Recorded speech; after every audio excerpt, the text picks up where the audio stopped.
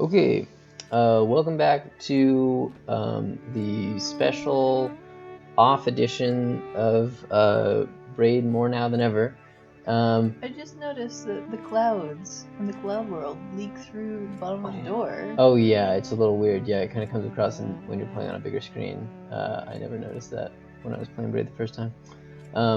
Yeah, so all good things must come to an end, and we are only halfway through our Braid series, but we've already done World 4, which is the best world. And now we have to go to World 5, which is a world of lameness, except in More Now Than Ever, it's an exciting world because it's where you get, for the first time, simultaneously enabled time powers. Obviously, the mechanics kind of stack on each other, right? So there are green things in World 4, but you'll see what I mean. It's very cool. So hold on to your hats. Time and possibility, World -4. During his fervent search for the princess, Tim had tried to trace the scent she wove through his life story. These field lines of awe and inspiration would draw him faithfully onwards like a powerful current. One day, past mountains and forests and fields, there in the distance would be the castle, banners rippling in the wind, the princess on a shining parapet calling down to him. This is the idea of I ran out of physics paradigms after classical and quantum and relativity. So this is kind of about like choice and free will. If you've listened to my Witness series, I spent a long time talking about free will in the episode 5 of the Witness series about the fortress.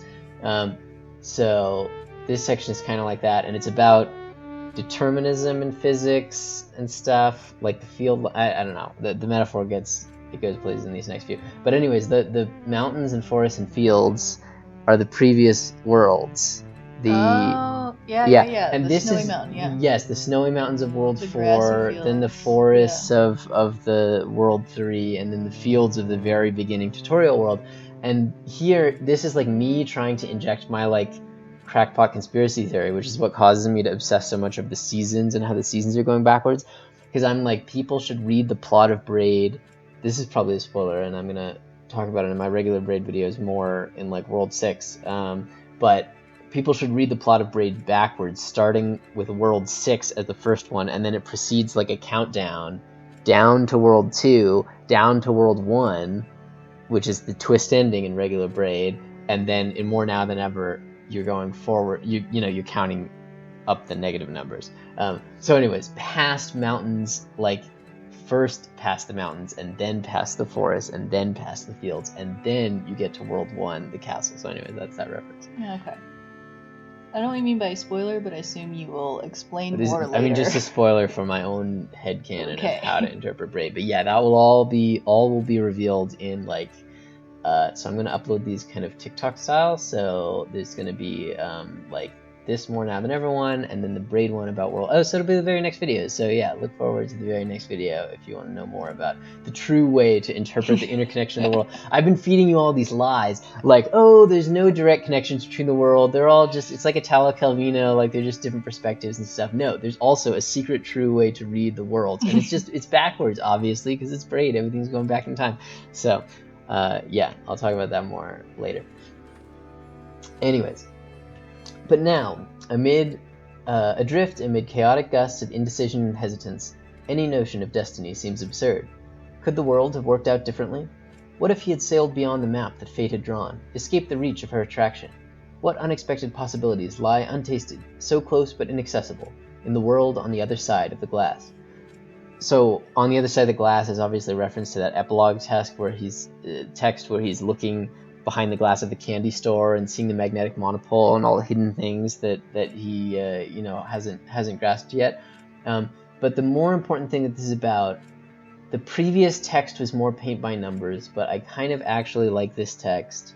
Let me just finish it because it's been a while.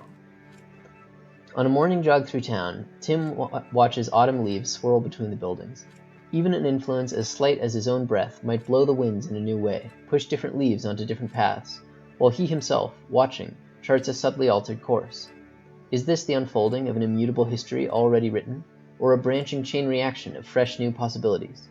exclusive opposite interpretations, yet they move in parallel, invisibly. The wind subsumes both. So this is about, like, Tim has been obsessed with the princess the whole time, and he's had this story, which in regular Braid has this progression. Again, I'm kind of backwards here, where in World 6, he's the most adrift, and then he slowly kind of catches the scent of the princess. In World 5, he's like, the princess must be out there, so I'm going to leave my wife, who's also the princess, in order to go off on this journey. Then in World 4, he's like, I'm following this linear trail. Like, I can feel the sense of progress. He's like, starts to have the faith in World 4. And then in World 3, he's like, oh, I left the princess long ago, but it was a mistake. It's like starting to get into the muddled memories of, like, thinking that she's real when maybe he's just only imagining her in the future. And then in World 2, he's like fully delusional and is just like, Sonic gotta go fast through the Green Hill Zone and, like, the happy creatures and stuff. And it's like this kind of anyways, I'll probably talk more about that later too. But so this is like, it's like, how did he get onto that track? Which is the same question that I was talking about with some of the earlier lore entries about, like, when he was a child and his coming of age and recognizing that things weren't as they seem and stuff. Mm-hmm. And now he's like looking back after this whole saga of So Braid. you mean now is in your more than ever? Yeah, now and more than ever. He's like chilling. He's looking back. He realizes that he, like, did a bad thing. The stuff that he was doing in regular Braid, whether that's chasing after the princess or participating in the Manhattan Project or whatever. And he's like, why did I have this misconception of the world? You know, why was I going about my search for truth in a destructive way or in the wrong way that wasn't really getting me towards truth? What's going on? And so now he's like, did it have to be this way? Like, was it inevitable that I would choose this path? Or, you know, could I have just gone to some totally different life? You know, because obviously this world is about choice, that because you have the two parallel worlds splitting apart. And I have this image of, like, vector fields and, like, the question of free will and the idea of, like, the field lines. Like, you can picture a complicated vector field, and Tim is, like, going on one of those vectors. And then I bring up the idea of the field, like the gusts of indecision. It's like he used to have this clear field path. lines are, like, similar to wind, which has, like, these multiple multiple field lines, but also the multiple options. Yeah, sailboat on the map. I have this kind of weird sailing analogy that goes through. There's too many metaphors that kind of got squeezed in. They didn't have a lot of room. I just really like this one. This idea of him watching the leaves and that kind of... Yeah. And the leaves are going on a vector field, right? Yes, exactly. Yeah. And, like, it's so insignificant, but at the same time, like, it's something that he caused. But then you flip it, and it's like, well, but now that he's watching the leaves, they're causing him. Yeah. So, like, wait, now it's back to being, like new options. Yeah, like, everything's it's all unfolding. just part of the chain of dependent arising, as Buddhists call it. But then it's like, is this how it was always going to be? Right? The immutable history is like, it's just deterministic physics. The branching reaction is like many worlds or something. It's like there's so much possibility and randomness. And it's like, are there many futures? Are there many histories? We kind of don't know. Yeah. So anyways, I talk about, like, the kind of this is even a little bit different. It's sort of like, what are the different... It's like, there's many worlds quantum mechanics, and then there's, like, wave function collapse quantum mechanics, and they're both just two interpretations of the same thing. And so that kind of parallelness is, like, what's referencing the parallel worlds. That's different from in The Witness, where I'm talking about, like, the view of individual action versus the, like, societal view, and sort of like two views of free will and behavior and the individual and society. But anyways, it's kind of a similar thing. Is that what you meant by exclusive opposite interaction? Is that like whether it's a wave or whether it's a no, well, just particle? like they're different interpretations of the the way the world works or something, kind of like how Einstein physics and quantum mechanics. It's like it's all the same. I mean, they have these differences, right? Like obviously classical mechanics is wrong when you look at it closely, but it's like, wow, they're these totally different ways of viewing the world, but they're all they're kind of like neck and neck, like in terms of like which one is closer to the right way to think about things, so. That's cool. That's that, I guess. Let's move on. Yeah. Well, we could talk more about like Tim's whole thing, but we gotta get more worlds before we can get the whole story, I guess. So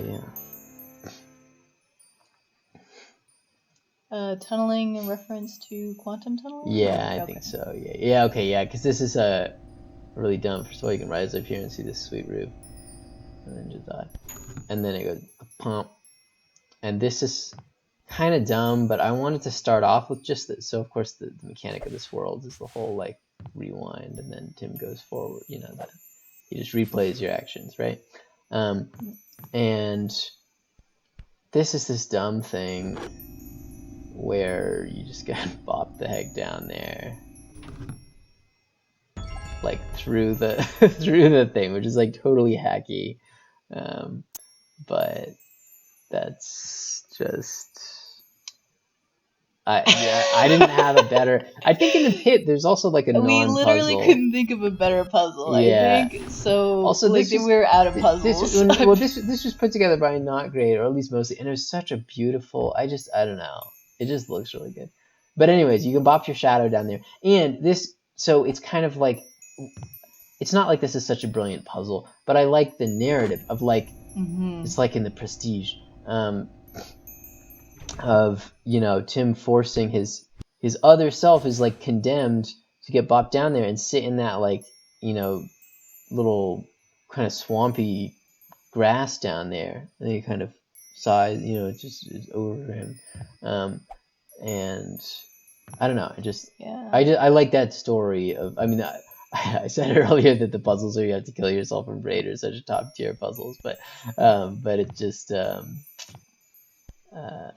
for me, what I like is that like one of them is required to do something that's like sort of impossible. Like, okay, he's down there, but like that, the only way to proceed is if one of them does something that's like sort of impossible, and then then rewinding, it's like, wait, I can't do that. I don't know. And one of the reasons, I mean, so obviously the reasons why the worlds are spaced the way they are in regular Braid is kind of foreordained, because World 4 is so good, and it's such a good showcase of what Braid can be. And if you just put like, people have seen like rewinding mechanics before, maybe not so much in 2008, but like, I don't know, there's a lot of games with rewinding mechanics. So putting World 4 first is kind of a must, and then World 2 and 3 are like tutorials, and they introduce a lot of important stuff the later ones will use. And so World 5 had to come here, but it's nice in World 5 you have this kind of ruthlessness of Tim comes through. I mean, Tim has always been willing to like stomp on goombas and stomp on the king goombas and stuff like that, but now he's like even condemning himself to these fates. It's probably bad that I'm getting ahead of myself on the More Now Than Ever videos than in the regular Braid videos, but anyways, that's a strong thing that comes across in the aesthetic of these World 5 puzzles, is that like Tim is even making like a version of himself like go and do this, boring or horrible thing. Yeah, just kind of like throwing away that branch of the universe, just so that some sliver of his branches can like go and like pursue this crazy like, path. I got a puzzle piece, like hooray. Yeah. So what this is based on, and I'm gonna forget. I should like whatever. I mean, but okay. So this one, what's the name of this section? This level, it's gonna be decoupling. Yeah, decoupling. That's exactly because these shiny green about. guys are once you there we go. Alas.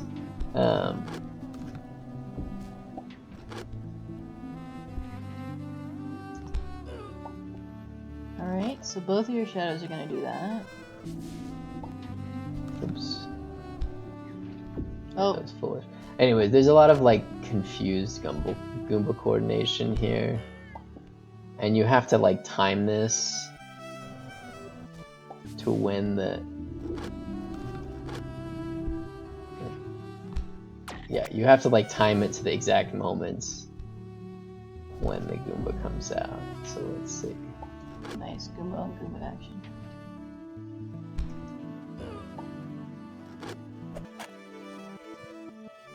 Now I can't remember if what you're doing is if you're timing when you rewind or you're timing when you like split the two.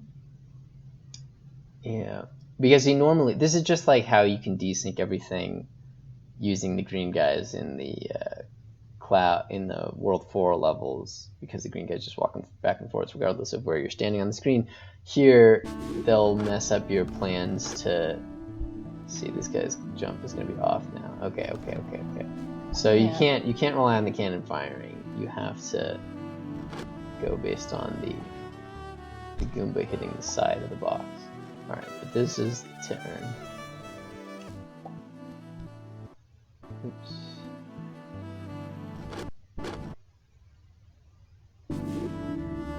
Yeah, so the shadow can walk through the physical box. Yeah, perfect. Nice. Yeah. Much easier to do that from there over. Alright, I forget exactly how you work out the timing, but yes, I think it's like you started at the same moment. You just gotta watch the Goomba. One of them opens and one of them stays closed. Bob back and forth, because you gotta line this guy up. You want to split up him and his shadow, but then line up the timing. So you want to start at the same time as he got split. Yeah. So your shadow, something like that. Yeah. Naysayer, my version of the only puzzle that doesn't have a name in regular Braid. Let's see. So unfortunately, I didn't have like a majestic puzzle version to honor that. I made this like comically short and easy to jump over. I dodged the problem of having like a cool, because this is the original like gotta kill yourself in the past, you know, or like your other guy, because it's like it's too big to jump over, so you gotta hand yourself the key. But right, so you throw yourself over. It's just, I think it's just totally unrelated puzzles. Let's get that Goomba back. All right. So now we have the green, the turning you green panel, which means that it's hard to record stuff, because when you jump and then you want to immediately rewind, but it does not make sense.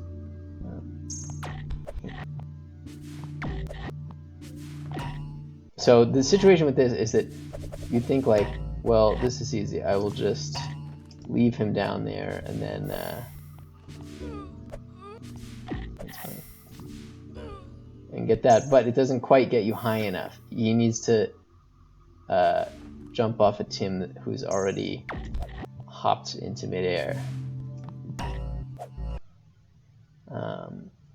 And so I think this is good. Shadow Tim can just do this.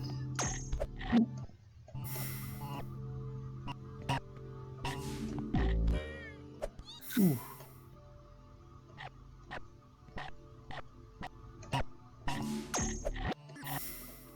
Oh, too far. Oh, nice. Okay. I kept I was like playing it forward, but not releasing the shift key. Oh, I see. Anyway, so that's just basically, there's not even that much of a puzzle to that, because you can just kind of like finagle through it, but it introduces you to the concept that the green does this crazy stuff, because you are not in this, it like desyncs you from your position.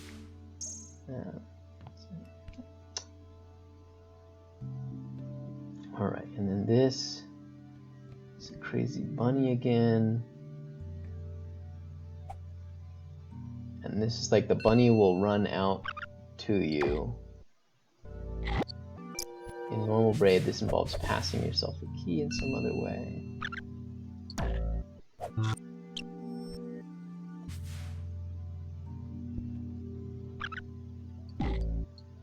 Let's see, then he'll come back here.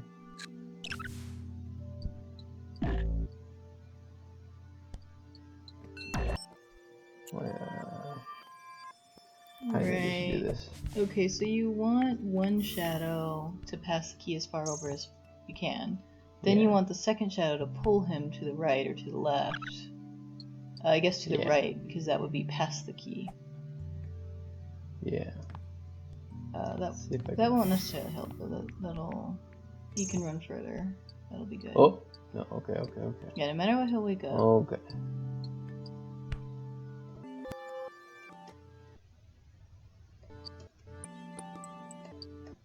What? Yeah. Oh, is he frozen in place with the back line? What are you doing? You could have just gone up the ladder. No, I can't go through that little... Oh, the little divot. Okay. So you're still passing yourself the key. Yeah. Okay, so let him carry... Oh, what are you doing? Oh, sorry, I'm foolish. Okay. Oh. No. Okay. We gotta do this professionally. We'll probably cut this out of the video. Push it as far as you can.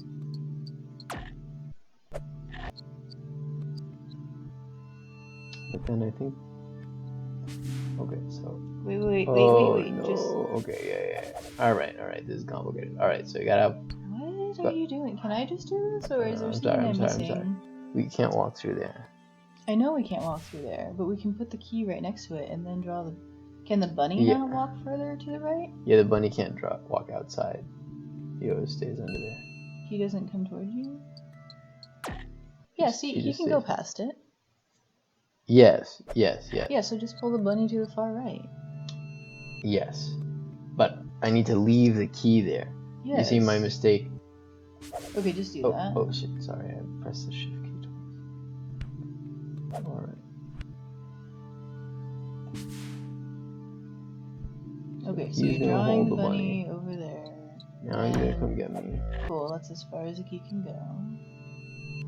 So just hang out up here. Wait, stop! No, I gotta go down here. Because otherwise he'll go over there early and bite him.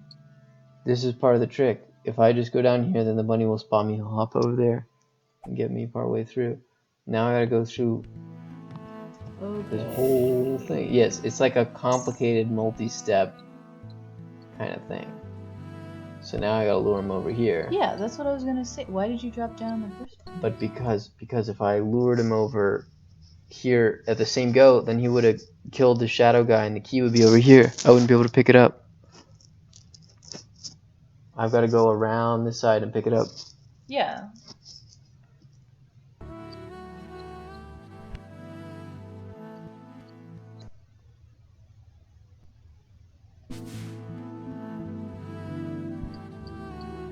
Yeah, there you go. Yeah, you just could have done that one step earlier. You didn't need to drop down to the other side to pull the bunny over in order to drop down and draw him over here. You could have just done that the first time. Let's find out.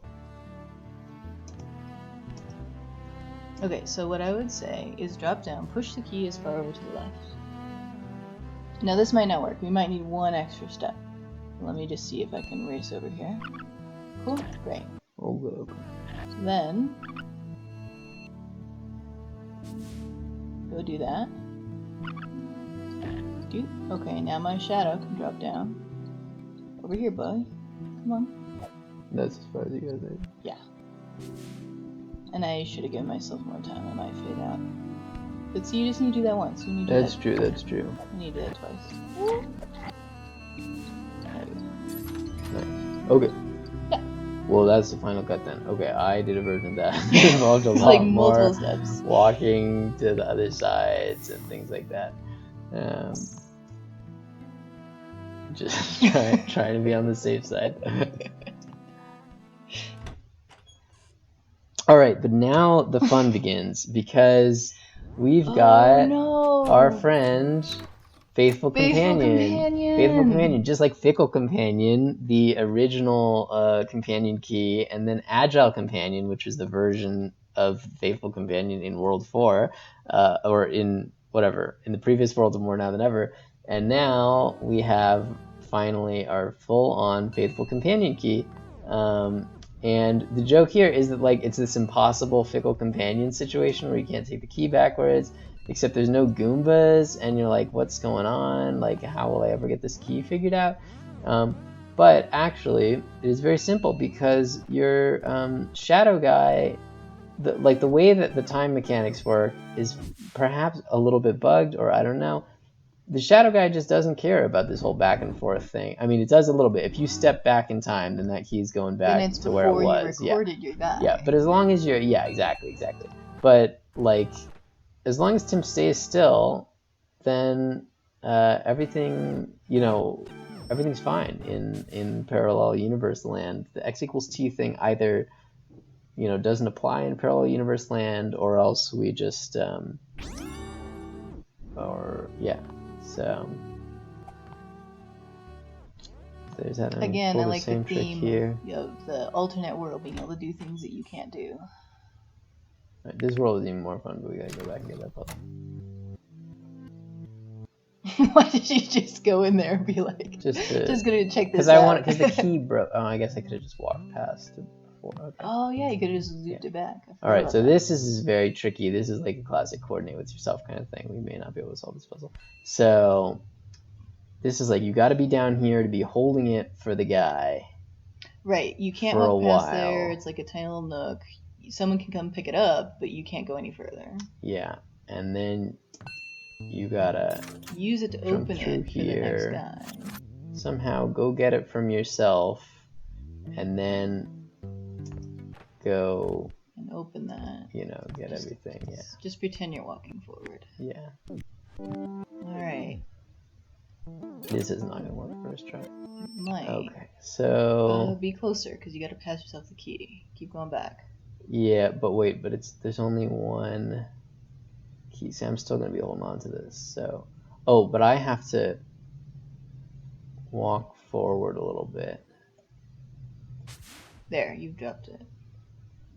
Now Shadow Guy has it. Yeah. So see, by walking backwards, I can let go of the key and give it to my shadow friend, which is not something I can ever. Oh, but I've also totally messed up his. Oh, no. Okay, that would have worked. I just gotta walk further backwards. Oh no. Physics. Alright. That's funny. Alright, so yeah, okay, so holding it down here. Then we're going up here just a damn it. Alright, so holding it down here. Okay, this is totally screwed up. Alright. Holding that key, going back up, going through here. Now I ought to hold it for a long time. So I will do that. So this guy doesn't need to pick it up for a long time. You just have to hold it available for him for a long time. Yeah. And I have totally forgotten my sense of like...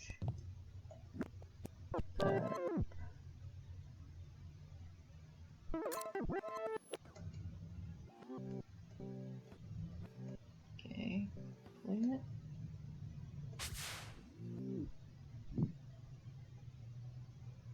But you don't want him to have the key, because now he's broken it.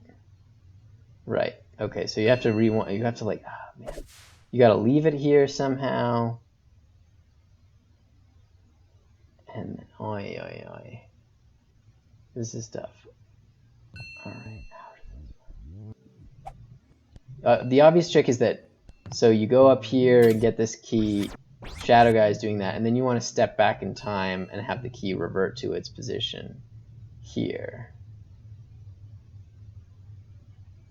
Okay. So do you run forward, open that door, and then run back and hold the key? Well, your other No, because the Shadow Guy's got to do the whole circuit.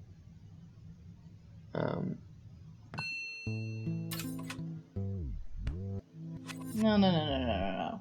You have to open the door with your current self. Shadow Guy has to walk through the open door. No, that's not how it works. When I make a copy, there's just a separate shadow door needing its own key.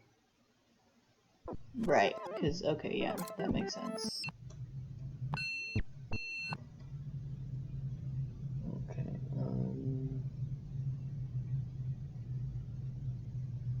So when you step forward in time, you're writing new history. So I think you want to step forward, take the key from the shadow, and then Shadow Guy runs up and through, comes back around and picks up the key. Okay. Alright, yeah, so yes, we will let Shadow Guy grab this. Now walk forward. New history, new key. And you gotta walk forward to carry it to him, and then walk a little bit back to allow him to grab it. Yeah. Wow. And then he can open it and walk through. And then hopefully that counts as him getting the puzzle. I think somehow that messed up and he was not able to successfully unlock it. I think he just ran out of time or something. Because he was right there. Yeah. He had the key and everything. Yeah. Maybe what you did is you step forward and you overwrit the key so you can open it. Yeah. I don't know. Tricky. It's unfortunate. I should have made this level like thinner. It really sucks that you literally can't see what's going on this side of the screen. Like that doesn't add gameplay. It's just annoying. Like you can't see what's going on in the lock and stuff. This could have been, you know, there could have been less horizontal space here and it would have been fine. Oh well.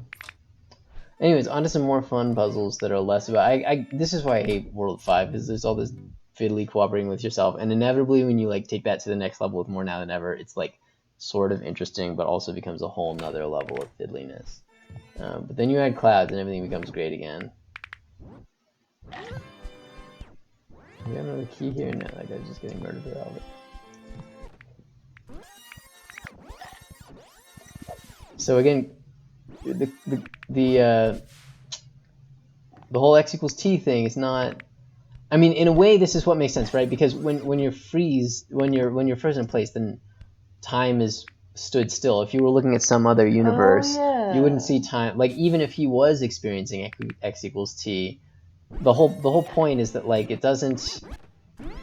If you were just watching a gameplay video of the x equals t world that was like played out like pixel by pixel, like each step, you know, because obviously sometimes you're walking in clouds and things are going faster, but that's because time was going faster. Like you could take a video of someone walking forward through.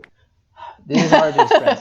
If you took a video of someone playing one of these World 4 levels, and then you put it together with like Tim in his position, you know, on the leftmost pixel, and then one pixel over, and then like you did like a motion scan of it or something, then you would see Tim flit around vertically. Like you'd be like, hey, how do you get to the top of that cloud? And the answer is like, well, he walked forward both like to the right and also forward in time, and then he walked to the left and backwards in time, but like, you know, now he's higher up on a platform now, you know, and then so it would look, so if you played the video, it would look like Tim taking a few steps up the door and then like jumping and like immediately appearing above the, you know, on the cannon, on the right? Above, and then, above. And then you just see him walk across like normal. It wouldn't be fast motion because you'd slow down that portion of the video because you're just filming the instances from left, you know, each little pixel and giving that one frame. And you'd also be only seeing it forward in time. You wouldn't see him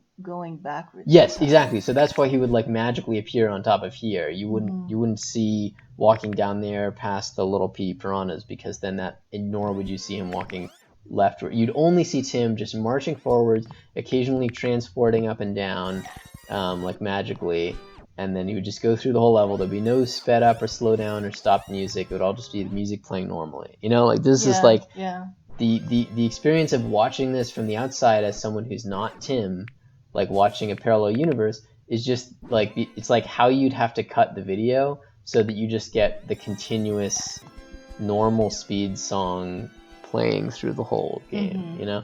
So anyways, for that reason, the parallel universe worlds and simulating the whole crazy back and forth thing, that would just be too much. I don't know if that'd be possible. So, because you'd have to do all this computation in like a single frame and then just like play the transported version, so it'd just be too much simulation to do. So, in the parallel world, there just is no x equals t mechanic, because that is basically what it would look like from the outside, modulo a few magically getting transported vertically moments. So you can use that to pull all kinds of crazy tricks, right? So like here, Tim can just make forward progress on these, because this is related to more cloud madness. Tim can just make forward progress on these clouds, even though actually these clouds are moving really fast. And in regular time, they're moving exactly at Tim's speed, but backwards. So Tim can just barely keep up with that in the ordinary world, but then in World 4, because time slows down, it lets him take a bigger step or something, and rather than being slowed down to 0 speed, he's only slowed down to about half speed by clouds that are going exactly counter to him. Similarly, when you're going with clouds that are going with you, you get the effect of them carrying you because they're going with you, but you're also speeding up time, and so you really zip across the screen. Versus Shadow Tim, gets a little bit of a boost, but it's much less. You can see this really clearly with the super fast clouds. Tim can make forward progress in this no matter the speed, but like obviously the cloud is way too fast. So you can't actually, in real life Tim is carried behind. See what's going on there? Yes, I do. That's very interesting because there's both the time that you're walking forward on the screen, time that you're experiencing, and of course Shadow Tim is stuck in the actual time. He doesn't get to move forward through X and Y. He just gets the actual normal world time. Yeah. So the trick here, since Shadow Tim is held in place, is to just leave him held in place, and then he'll pull that lever. Boom. So you're both taking the same action, but he can't move forward. Yes, he moves forward more slowly, and so, or not at all, really. So thus you can pull these two separate things in totally different places with just a single press of the button there. So you're taking the same action, Yeah. Now there's another thing here. So the classic World 4 thing, which we've encountered many times, is and Jonathan Blow keeps doing this to emphasize this to players, is putting the two locks where if you enter in the correct forward time direction, then everything's fine, but if you enter in the backwards direction, then the lock instantly breaks and you're totally screwed. And here we have exactly one of these locks where if we just walk through, it would break. Right, you're going totally backward screwed. in time. You break the key and the door would close because you opened it, but you walked back before you opened it. Yeah. But so it's like, okay, well, don't worry, because in the Shadow world, things don't apply to Tim. And it's like, okay, but that's no help. How do we even record this? Because in order to record it, we'd have to break our key, and it's a special one-time use only key. Worlds, but look, these clouds are going forward, so time might be paused for us, but it's not paused in the parallel universe. So you just gotta hit shift. There he goes, boy. Yeah, right through that, opening the lock and everything, and we got the puzzle. Yeah. Yep. So you can't walk there, but he can stand. He can stand, and he'll get carried. Yeah, for sure. Yeah. Just all day. Just like that. Yeah. Same with any of these. There you go. This is based on... What is this? Oh, this is some tricky thing where you gotta get Shadow Tim down here in order to actually pull this. You see the Shadow version goes across, but you also have to move. Oh, you have to be forward in time. You want to be for the platform to move. Yes. And of course, another aspect of this that I haven't been dwelling on because I kind of know the solution to the puzzle already, but the puzzle type is very important, right? So this is sparkly green, but it's not purple, which means that I have to physically go there and claim it for myself. Versus the previous puzzle we got had that blue, it has that. There we go. So much for that, but it's easy to reclaim. It has that purple bit so that Shadow Tim can claim it. So anyways, this involves, it's like, oh, this is easy. One of me will stand on the platform, and one of me will go down here and operate this. Except that the cloud messes you up, because if you start from this position, then you're on the cloud. The cloud's pushing Shadow Tim, not pushing you. Yeah, so it's very difficult to fall on there as Shadow Tim. And so the secret is don't touch the cloud. Yeah, the secret is just don't touch the cloud, which is kind of boring, but whatever. You have to understand what's going on at least. Oh, another part is you got to figure out, like, the platform obnoxiously did not move as close as you do. So, but if you start from the very beginning, then it activates too early, and it's too far away to jump. So you just got to figure, like, how much time do you need and stand in that spot in order to have the right amount of time. I think it's right above the right above the lever. Yeah. So, not a perfect lineup. Oh no. Good. Oh, I've never seen that happen before. Stuck. Yeah, this is the fun thing that. See, that's funny. Shadow Tim gets out of there because the platform just is moves moving right in normal time. So he gets time moving forward. Yeah. On just like constantly, but you don't get time moving forward. Yeah. Only your only you walking forward moves time forward in normal time. Yeah. Anyways, there's fun stuff out there. More clouds than ever. Through the Glass Window. This is the name of a song, which is a really nice song from the first trailer of The Witness, and I don't know exactly what. That's just because there's this whole other realm that only that. This actually, I hate this one because it's just nothing but like coordinate with like regular Tim can't do anything in this. Like you're just limited to this incredibly small space. You can't fit in there to get that. None of these guys are green. You can't like desync them or anything. It's just the shadow versions get to have all the fun, and you just walk this incredibly limited thing. You can't even traverse the whole level, which is very annoying. So just looking at this, it's like you can't touch a Goomba. Yeah, can't do anything. You can't get the key. You can't go through the door. You're literally stuck. The only one that can do anything is Shadow. Yeah. So this becomes some wacky game where it's all about like you gotta. Oh, sorry.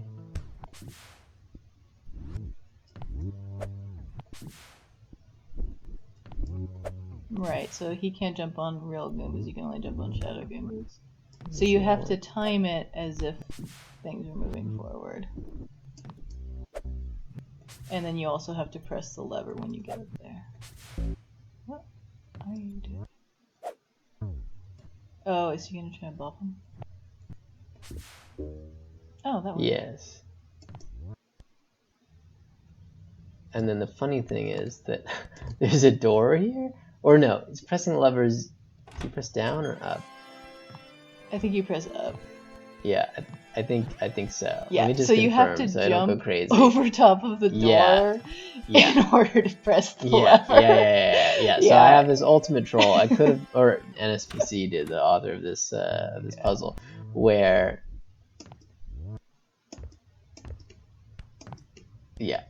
and then you can jump here, but it's actually slightly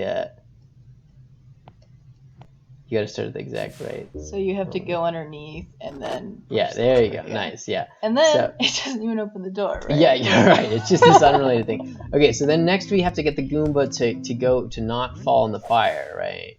Boom. And that means it's bouncing time. It's Goomba bouncing time. Oh.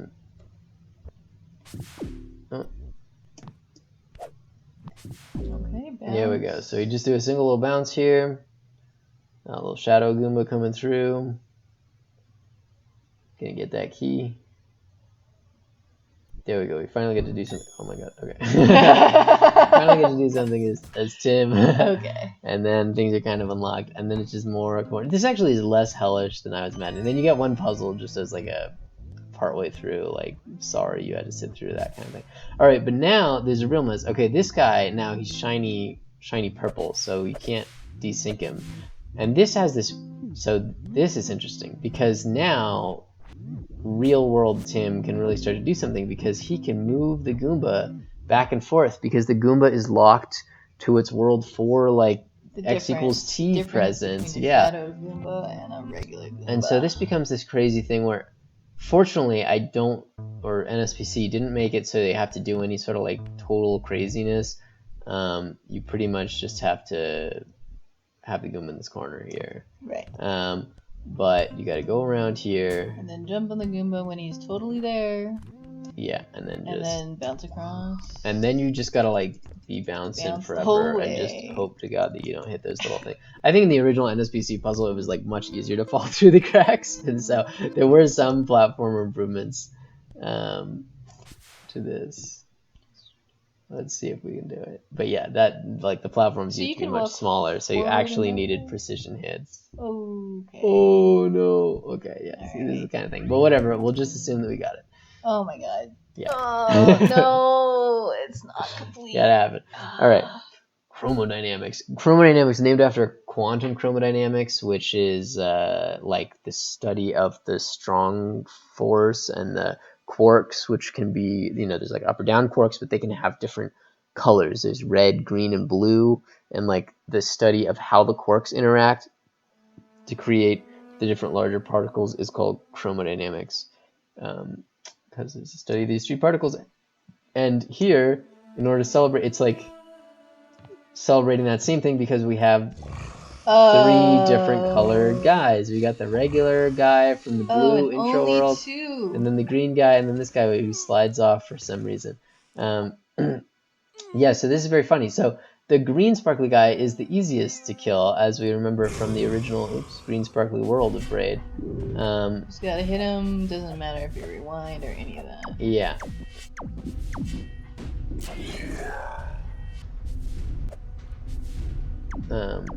Since he can just only lose health, and then you can just rewind past everything. One more.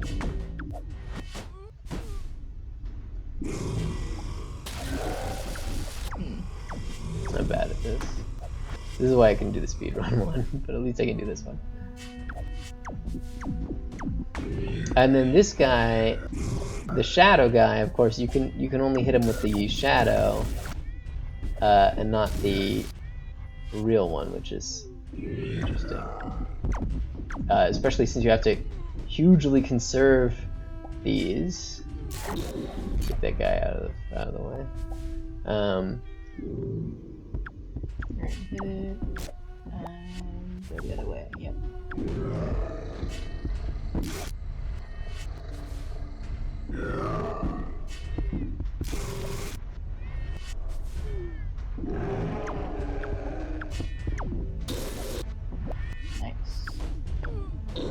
Nice. All right, that was pretty good. So now with this guy, of course, we can't waste Chandelier on waking him up. He has 2 hit points, but like Tim himself, all of his hit points will be rewinded. So this is like a new guy to appear. Actually, there was a normal guy in World 4, but the mechanics of World 4 where you're always going forward. Confused. So do you have to hit him forward in time? No, you can. No, because look, if I rewind this, he gets his horn back. No, I understand that, but I wasn't sure if you like walking to the right would you couldn't walk to the left too far. Oh no. Sorry, this the World 4 mechanics are not enabled here. Okay. Yeah. Remember, I had that World 4 boss fight, but it was not really a boss fight. It's more like a puzzle with the timing and stuff, because either all 5 land on him or they don't. Yeah, the shadow chandeliers don't do anything for him. Or rather, they kill the shadow version of himself. Yeah. Like, who's still alive now. But okay, so now we're down here, and of course they drop 3 keys, so it's like a key adventure. So we're gonna see. Yeah, they are. They're having a good time out there. Taking all your keys. Yeah, fortunately they carry them away from situations where you have like 1 key jammed up against the door and it's auto lost. So this is. Of course, you can get through here with a lighter combination of keys, but how do we make the most efficient use of our keys here? So, yeah, we can take it. So I couldn't get the shadow guy, for the life of me, will not drop a shadow key, and I don't know why. So that's just a little unfortunate. There we go. Okay. Now I need to. Classic thing is to use the other key. I'll just go back to before I picked it up. Oh no, that's not gonna work. Alright, shit. How do I... Yeah, okay, it's yeah. Alright, so I'm gonna...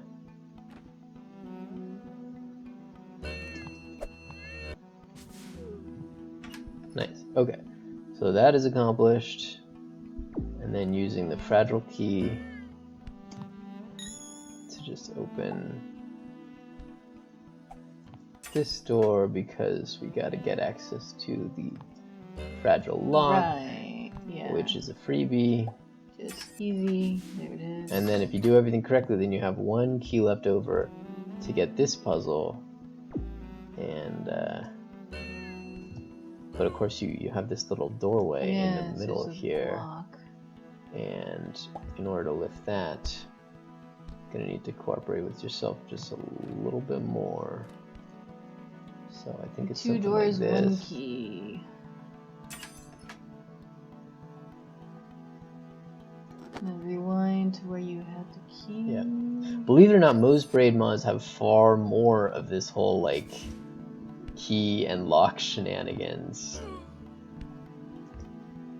Got an daddy goombas on the way here. Ooh.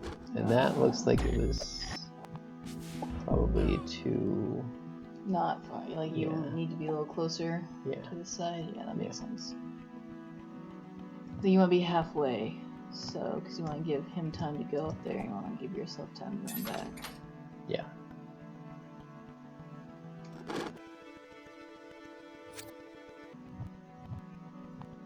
Well done.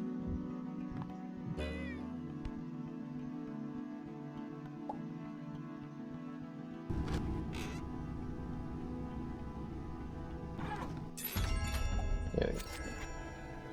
It's a weird locking mechanism. I don't know if it's totally necessary, but necessary to enforce the strict timing.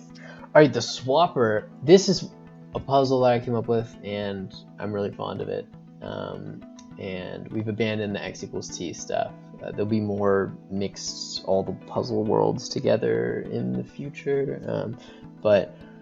And of course, it's named after perhaps the greatest Braid aping game, this mod notwithstanding. The swapper about the astronaut that can create copies of itself and has a story where Daniel Dennett and David Chalmers argue with each other and stuff like that, about consciousness and things, and just has this beautiful art with like it was like they made the stuff in real life out of clay and things and little paper mache models and then filmed it somehow and put it in the game.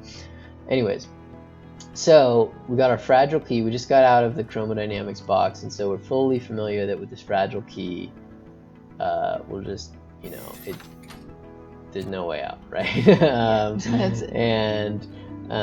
So we can't touch the lock at all, and we cannot touch the lock to record. We had the same problem earlier, where we had the cloud carry us over. Last time you had a cloud that can move you, but how are you going to move yourself? Yeah. Like if you touch it, it's over. So. Yeah, but we have the panel that turns Tim green, and with this, we get to do this amazing thing that combines quite nicely with the parallel worlds mechanic of this level. So we can go forward, rewind, but because we've been turned green, we won't actually replay our actions. We'll still be stuck here. But amazingly, the Tim from the parallel universe will still replay those actions. Like, it'll remember the keystrokes that you did over the past few seconds or something, even though it's not showing it on screen because the green thing is taking priority. So you can run forward, rewind, you don't run back, but then when you let go of shift, Shadow Tim will run forward again, replaying your keystrokes. Okay. Yeah.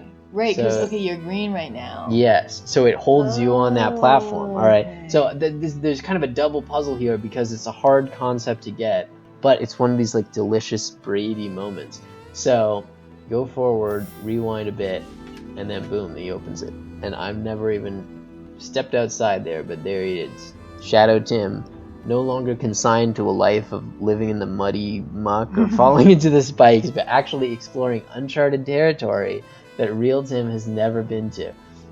So I put this section in here. It's like, notice I'm like tapping the space bar real loud and Tim is having no reaction. It's short in here. You can't jump. So I'm like, there's no jumping. No, it's like very simple. Like, I don't know, you can fall down here or whatever. But like, I'm kind of hoping the players just kind of luck into it, and then that helps clue them in to what's got to go out here, right? Once again, I've got to touch that thing. But if I actually, like, you know, jumped over there, then my key would break, okay?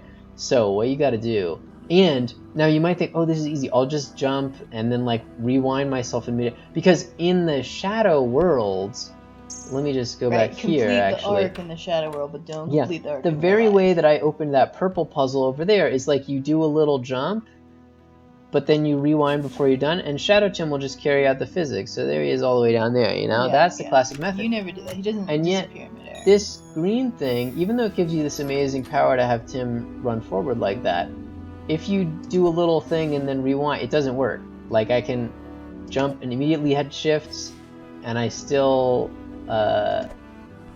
complete the whole physics jump because I still have the green. But you notice something else is that Tim will just jump forward. So if you try and actually complete the actual jump, then I guess that's fine. Yeah, I was thinking, okay, I guess you're rewinding, so the lock doesn't. I was thinking like you'd end up there and then break the key or whatnot. But anyways, the point is that if you try and like do this jump, then you'll just bounce off in this dumb way and it will not work. Yeah. And so instead, you've got to use kind of. Wait! Oh, holy crap! Okay, so you're rewinding, like in-game rewinding, but you're green. Yeah. So you actually complete and hit the door. Okay. Yeah. Your physics is playing forward, even though time is going backwards, because you're green, just like the Goomba would if you're rewinding through it. The Goomba's still just walking around; they don't care. Yeah. So that's what's fun about this, and instead, you notice you can't just pause a minute. As I've jumped, Tim will do like a little bit of a different jump, you know? Yeah. And that is the secret. You got to do this nice little big jump, and Tim will jump forward. So you got to do like that. Yep. You run, jump, and then Tim will jump right from this new spot. Anyways, so of course it's called the swapper. Because you're making copies of yourself, just like the mechanic of the swapper, which is just like that game. That's cute. That's good. I had a great time with all these shadow mechanics. I kind of hate this level. Yeah, I know, but just the interaction. Like, I actually was able to figure this stuff out, so that was like a kind of new experience for me, is to notice like these different times and to get a better grasp on the different timelines that are going on. So there unfortunately hasn't been that much of a visual theme in these worlds, like the increasing amount of rain or like the levels taking place at night or whatnot, but this castle has gone a lot swampier. It's covered in ropes. There's like big swampy ropes made of aleph, like chains of infinity symbols up there. Just big swampy covered in ropes. Because it's further sinking into the muck, like more layers, more confusion, more simultaneous time powers. It's just creating a jumble. But one thing that I did find always fun is remaking some of the classic Braid levels. Like the Faithful Companion has the same architecture, but it has all the World 5, like the the bureaus and barnacles and pillows and like this very strange, like kind of nautical / domestic inside a house theming, which I will definitely talk more about in the official video for World 5.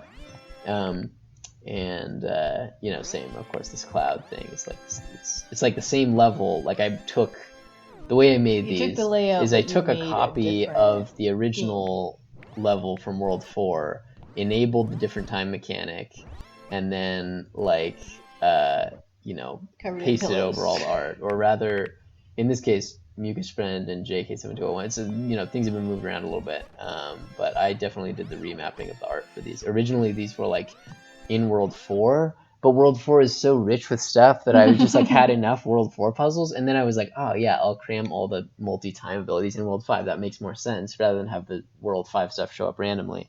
So anyways, it's great, except then you get to World 6 where you have some actually great ring puzzles, and then there's just too many things stacked on top of each other, and there's some stuff gets squeezed for space. But anyways, that is the end of World -4, Time and Possibility, of the More Now Than Ever mod. But yeah, so many games have done like rewindy worlds. I mean, like Talos Principle comes to mind, but there's like a billion games that do this. There's some VR games that do this, just all over the place. Prince of Persia is one of the earlier ones. I haven't played it myself, but people love that. Well, Prince of Persia famously had like a rewind from Jonathan Blow talked about this in some interviews. Actually, they had like just a classic like fall off a cliff, and then you can use some time sands to rewind. But weirdly, they limited your rewind ability, and then sometimes you could like really die, and then when you really died, then you would just respawn like in a regular video game, which is just like, what? Like you have this rewind ability, you could just make the game about that. Like the whole game was themed around how cool that was. So anyways, I think part of the inspiration for Braid was just like, why don't we actually like do that mechanic instead of just like having it be this weird little thing that we're afraid to commit to. But so many games or not so many games, but so many puzzle games have done the record yourself, pass yourself, play it back, things, from little flash games to like big, what passes for AAA in the puzzle game space. Nobody has done like there's replaying and then some objects have exception to replaying. People have barely done. Nobody's done like the localized slowdown. Like people put slow-mo in games all the time. Mm-hmm. I guess The Legend of Zelda has that thing where you freeze the objects, then you give it some momentum or whatnot. But like the experimentation with slow-mo is a little bit underwhelming compared to what seems possible. And then of course nobody's even tried to do this World 4 stuff, or like a crazy like works both ways back in time thing. Like we'll see. Let me try and see if there's. I think they have. I think there's been World 4 stuff where it's like, oh, everything is frozen and you're like jumping on frozen stuff, or like things are moving forward slowly. And as a function of the player's movement or something. I'd like to see more of that, of like the player controller input. Oh, what about is affecting so much more in the world. Red Punch game in VR. Oh, super hot. Yeah, super hot. Yes, that's true actually.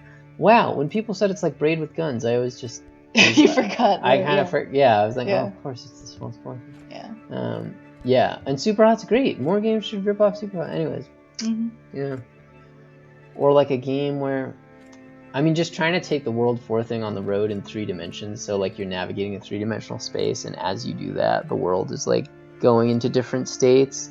Maybe doing like 2 time dimensions, like so that the world is evolving in 2 different ways. Like maybe you walk to the east-west, and like the castles are crumbling, and everything's like exploding and falling apart. Okay. But then you walk like north-south, and like there's plants are growing over everything, but plants don't grow when you walk east-west. They only grow when you walk north-south or something. So you gotta like thread the needle between these 2 things that are occurring. Yeah. So you're like one going guy's through. Attacking from the left, another guy's attacking from the right, and then you're like just trying to be like, okay, like I can take this much of like I don't know cannons, and I can take this much of arrows, and then you're just like walking between. Yeah. There's all kinds of things you could do. That's a bad example. Yeah. No, it'd be interesting to see more games do stuff like that. And you could kind of fake it up, right? Like the fun about World 4 is that it's like real physics objects, even though they're like very simple little just goombas walking across the screen. But you could just do like a walking simulator with like a bunch of crazy World 4 stuff, and it would be interesting. Oh, and also It Takes Two. Remember there was like that clock world, and somebody was like playing the explosion, like riding explosion back and forth. Yeah, a lot of games. Okay, so a lot of games have done this sort of like playing an animation. I don't know. It still feels like fertile ground, especially. So one of the things that Braid. It's very different than interacting with it, though. That's just a world that has like a certain shape or a certain motion, which is not the same as like you actually playing things backwards and forwards, or you actually like recording and rewinding. Yeah. Well, or they'll have recording and rewinding, but it's all just based on playing animation. And one reason for that, some Braid lore, is that Jonathan Blow originally created this. He was curious about rewind mechanics, and he was curious.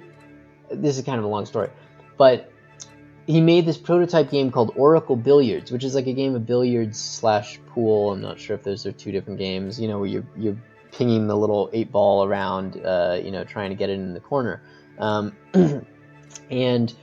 Trying not to get it in the corner. Yeah, whatever. So it was this billiards game, and Jonathan Blow figured, hey, like I don't have like the expert skill of an expert billiards player to like hit the ball right, But I was like, what if I did, right? Like with soccer players, it's a struggle for ordinary people like me to just hit the ball and have it go where I want it to go. But if you're an expert soccer player, you can hit that ball wherever you want, right? Because you're like a pro. Yeah. So then it becomes a strategy game about positioning and openings and who you're going to pass it to, and are you going to take the shot on goal and that kind of stuff. So Jonathan Blow was like, this should also happen with billiards. I'm going to make a simulation of billiards where you can take your time and line the shot up perfectly, and it'll even show you using physics the outcome of because it's just balls rolling around on a surface, which you can simulate very well. So I'll just simulate the physics of balls rolling around with friction and stuff. It wasn't even a 2D, I mean, it was just a 2D simulation, but you can still simulate the rolling inertia of the balls without having to do a whole 3D rendering. And so it's this wonderful thing, and then I will have the experience of knowing what it is like to play billiards at a high level when you get good at just hitting the ball where you want it to go, and you're now thinking about where all the balls are going to bounce around.